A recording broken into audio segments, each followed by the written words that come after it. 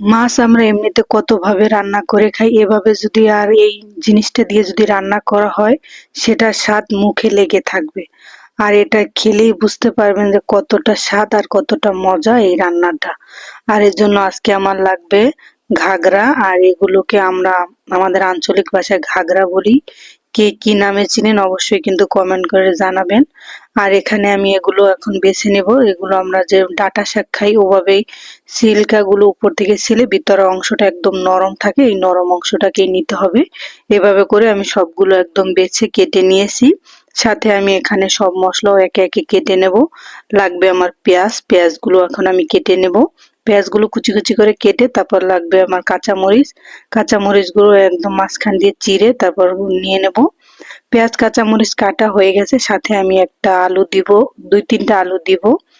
যেহেতু এখন আলু দিয়ে খেলে কিন্তু যে কোনো তরকারি খেতে কিন্তু খুবই মজা লাগে, নতুন আলু যতদিন থাকবে। আর শীতকালে নতুন আলু কিন্তু খেতে অনেক মজা হয়। সবজিগুলো আমি এখন ধুয়ে নেব আর নিয়ে নেব কাতল মাছ। আর কাতল মাছটা দিয়েই আমি এটা আজকে রান্না করব। আর এখানে আমি মাছগুলো ধুয়ে পরিষ্কার করে নিয়েছি। এখন মাছে আমি মরিচের গুঁড়া, লবণ আর হলুদের গুঁড়া দিয়ে মাছগুলো এখন সুন্দর করে মাখিয়ে নেব। মাখানো শেষে আমি এখন চুলায় একটা কড়াই বসিয়ে তাতে তেল গরম করতে দিয়ে দিলাম। তেলটা হালকা গরম হলে একে একে মাছগুলো দিয়ে দেবো।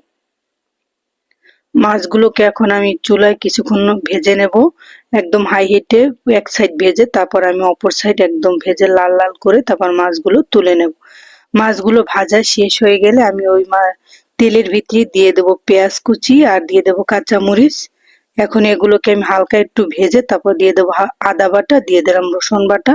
রসুন আর আদাটাকে একটু হালকা তেলের সাথে ভেজে একটু পানি দিয়ে কষিয়াতে দিয়ে দিলাম।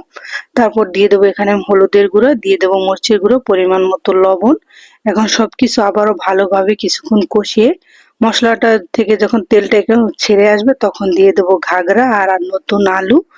আর এই ঘাগরাটা খেতে কিন্তু একটু টক টক, তাই টমেটোর কোনো দরকার নেই, এমনিতেই স্বাদ বেড়ে যাবে। আর এইটা দিয়ে এখন আমি কিছুক্ষণ পানি দিয়ে তারপর ঢাকনা দিয়ে সবজিটাকে কিছুক্ষণ কষিয়ে নেব। যখন এরকম একদম কষানো হয়ে যাবে তখন আমি একদম পানি দিয়ে দেবো ঝোলের জন্য। আর এটা যখন একদম বলক চলে আসবে তখন আমি ভেজে রাখা মাছগুলো একে একে দিয়ে দেবো। আর দিয়ে আবারও আমি ঢাকনা দিয়ে ঢেকে রেখে দেবো এগুলো সিদ্ধ হওয়ার জন্য। যখন সব একদম সিদ্ধ হয়ে যাবে মাছ এবং সবজি, তখন আমি দিয়ে দেবো ভাজা জিরার গুঁড়া আর দিয়ে দেবো ধনিয়া পাতা। এটাকে এখন একটু হালকা জাল করে উঠিয়ে নিলেই একদম রেডি হয়ে যাবে ঘাগরা দিয়ে কাতল মাছ রান্না। আর এটার সাথে গরম ভাত হলে কি আর কিছু লাগে, তাই সাথে সাথে ভাত আর তরকারিটা নিয়ে নিলাম।